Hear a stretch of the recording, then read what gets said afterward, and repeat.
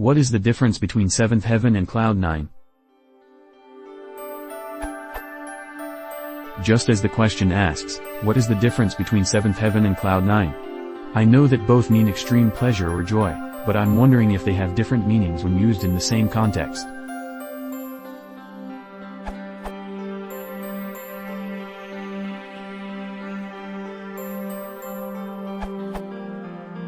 The principal difference is that they belong to quite different era and etymology.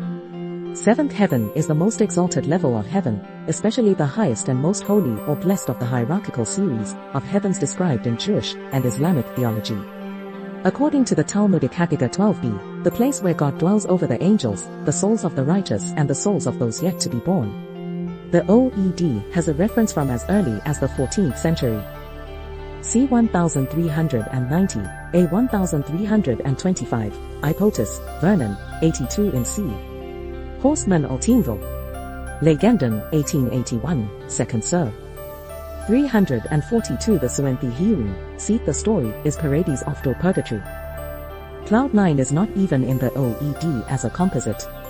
My sense is that it is late 20th century, but I am unaware of its etymology. The phrase finder seems uncertain of its origin, but tends to corroborate my idea of late 20th century. Unless the Buddhist idea holds water, see. This URL.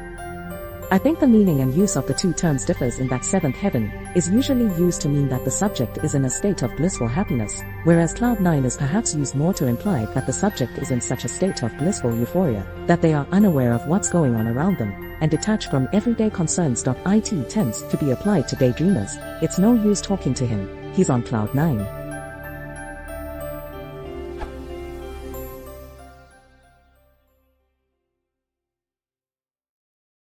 If you want to support the channel, please consider subscribing.